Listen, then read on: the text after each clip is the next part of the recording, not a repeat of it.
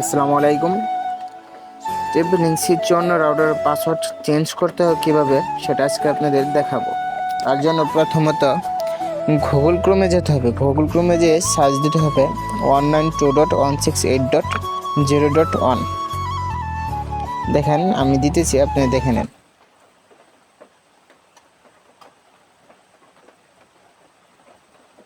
Search করার পরে এরকম একটা প্যানেল আসবে, যে প্যানেলে একটা পাসওয়ার্ড চাইবে লগ ইন করার জন্য। লগ ইন পাসওয়ার্ড যেটাকে বলে, এটা আপনার কাছে না থাকলে আপনার কাছে কেবল অপারেটরের সাথে যোগাযোগ করবেন, ওদের জানা আছে, দিয়ে দিবে, চাইলে ওরা দিয়ে দিবে।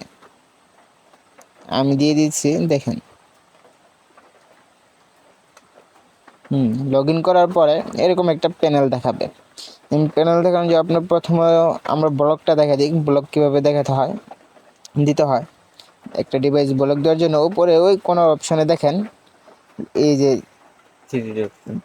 আপনি আছে ওই টিভির মতো একটা অপশান আছে, ওটা চাপ দিবেন।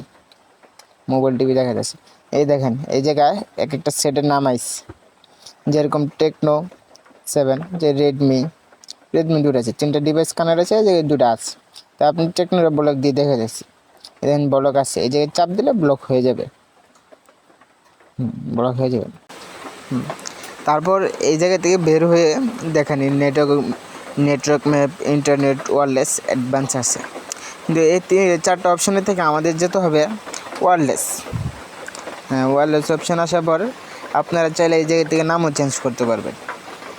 ওদের নেটওয়ার্ক নেম, অ্যাড্রেস, এই নিচে আসবেন, একটু নিচে আসবেন, দেখেন পাসওয়ার্ড লেখা আছে। আমারটা পাসওয়ার্ড দেওয়া আছে, এটা কাটবো। দেখেন আমি কাটতেছি।